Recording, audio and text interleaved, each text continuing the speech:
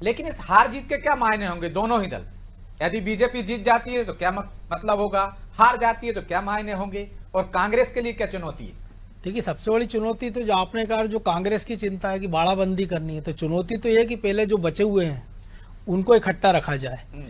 दूसरी चुनौती ये है कि अगर चुनाव हार जाती कांग्रेस ये, तो एक मनोवैज्ञानिक बढ़त बीजेपी को मिलेगी, और विधानसभा चुनाव 28 में होना है, नगरीय निकाय चुनाव अगले साल होना, उसमें बीजेपी अपर हैंड रहेगा। नहीं होगा कि लोकतंत्र खतरे में किस तरह से? नहीं, एक चीज है ना ब्रजेश जी, ये बार बार लोग कहते हैं, जैसे अभी कांग्रेस के हमारे मित्र भी कह रहे थे कि संविधान, बाबा साहब की बात, तो उसी संविधान में बाबा साहब अम्बेडकर और जितने भी लोग संविधान सभा में 300 से ज्यादा लोग, उन्होंने ही तो प्रावधान किया ना। अगर वो चाहते तो कर देते कि राज्यसभा में इसका नंबर, संख्या इतनी रहेगी और इसमें मनोनयन होगा, जैसे 10 लोगों का राष्ट्रपति करते हैं, अलग अलग लोगों का। चुनाव नहीं कराते। चुनाव का मतलब ही है कि चुनाव अगर होना है तो वो संविधान ने उसमें अधिकार दिया है, क्या उसमें संख्या बल नहीं देखा जाएगा? फिर तो ये देखा जाएगा कि जो उस चुनाव को जीत सकता है, ये संविधान की व्यवस्था है। और जहां तक रही बात है तोड़फोड़ की, तो आप बताइए, अभी राजस्थान में भी अशोक गहलोत जब मुख्यमंत्री थे 2.5 साल पहले, बसपा उनको समर्थन दे रही थी, लेकिन वो बसपा में तोड़ते हैं, उनकी सरकार में मिला लेते हैं। क्यों? क्योंकि वो पावर के साथ लोग चलना चाहते हैं। हम देखा कि बिहार में AIMIM के 6 लोग जीतते हैं, 5 RJD में शामिल हो जाते हैं। क्यों? क्योंकि RJD पावर में होती है, सत्ता में होती है। शिवसेना में बिखराव होता है, NC में बिखराव होता है, वो बीजेपी के पास जाते हैं। क्यों? क्योंकि बीजेपी के पास पावर है। TMC में तोड़फोड़ हो रही है, वो क्या चुनना चाह रहे हैं? बीजेपी में। वो भी तब जब बीजेपी 208 विधानसभा सदस्यों के साथ एक तरफा, वहां उनके पास बहुमत है, बहुमत से कहीं ज्यादा, लेकिन वो उनके साथ जुड़ना चाहते हैं। और बीजेपी पहली बार कह रही भैया दरवाजा बंद है।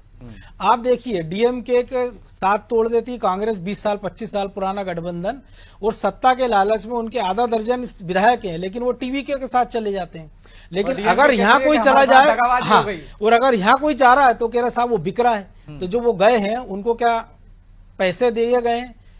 तो ये सबसे बड़ी सवाल है कि जहां पावर होगा, जहां चाशनी होगी, वहीं मधुमक्खियां जाएंगी, जहां शहद होगा।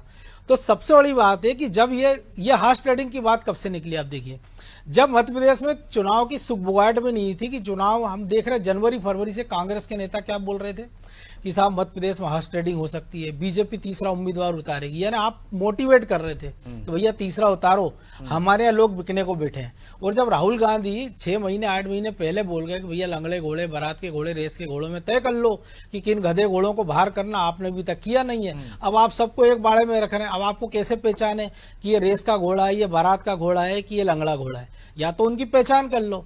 और ये भी इतना ही सच है कि रेस के घोड़ों पे ही दाव लगाया जाता है, कोई बारात के घोड़ों पे दाव नहीं लगाता है, कोई लंगड़े घोड़े पे दाव नहीं लगाता। तो या तो कांग्रेस अपने घोड़े तय कर ले कि ये साहब रेस के घोड़े हैं, तो ठीक है, इनको अलग कर दे। सीधा सवाल मेरा, इधर जा रहे हैं या जाएंगे, तो आपको लगता है हार्स ट्रेडिंग हो रही है, और आपके जो लोग चले गए हैं वो, और आपके यहाँ जाते हैं, फिर आप भी तो बदल गए वहां, ये सारे बिके हुए आपके यहाँ हैं।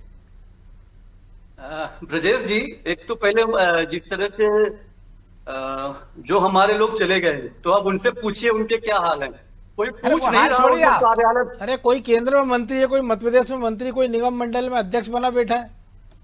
एक मनोज जी, एक तो मुझे ये लगता है कि मैं जब डिबेट कर रहे थे तो मुझे लगता है कि भाजपा को कोई प्रवक्ता अपने पक्ष रख रहा है। थोड़ा सा दिक्कत है, सच्चाई बताओ ना। थोड़ा पक्ष रखिए। सच्चाई केवल इतनी आसानी से क्या स्वीकार नहीं होती? पत्रकार होता है, ठीक है, तो वो केवल एक वन साइडेड नहीं होता। आप जिस तरह से केवल वन साइडेड होकर बैटिंग कर रहे थे, तो ऐसी बैटिंग न करिए, अपना थोड़ा सा एक मर्यादा होनी चाहिए। तो आप दूसरी तरफ से बैटिंग करके दिखा दीजिए ना, आपके पास तथ्य होंगे, आप पटक दीजिए। ब्रजेश जी, हमारे यहाँ जो लोग गए हैं वहां पर पूछिए, कोई मंत्री बने बैठे, यहाँ पर मुख्यमंत्री के दावेदार थे, मुख्यमंत्री बनने वाले लोग थे, लेकिन हेमंत शर्मा मुख्यमंत्री बने, हेमंत शर्मा की दूसरी रो में बैठते हैं वो लोग। और रह गई बात, आप जो घोड़ों की बात कर रहे हैं, तो हमारे जो भी विधायक हैं सब रेस के घोड़े हैं, और हमारा पूरा संगठन, पूरे विधायक। देखो, हमने कोई व्याख्या नहीं की यशवंत जी, फिर आप कहोगे टोकेंगे।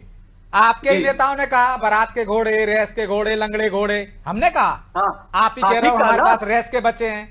बिल्कुल ठीक है, तो लेकिन जो एक नेता कुछ कहता है, आप कुछ कहते हो। नहीं, वो जो थे वो सब चले गए, लेकिन हमारे जो भी विधायक है सब रेस के घोड़े हैं ब्रजेश जी। तो फिर डर किस बात का? ये रेस के घोड़े, पूरे के पूरे ये रेस के घोड़े मीनाक्षी नटराजन जी को राज्यसभा का चुनाव निकाल के लेके जाएंगे। ये आपको भी बता दे रहा हूँ, ये वैसे ही हाल होगा 2016 वाला, जिस तरह से इन्होंने विनोद गोटिया को खड़ा किया था विवेक तनखा जी के खिलाफ, और जिस तरह से बुरी तरह से इनको शिकस्त दी थी।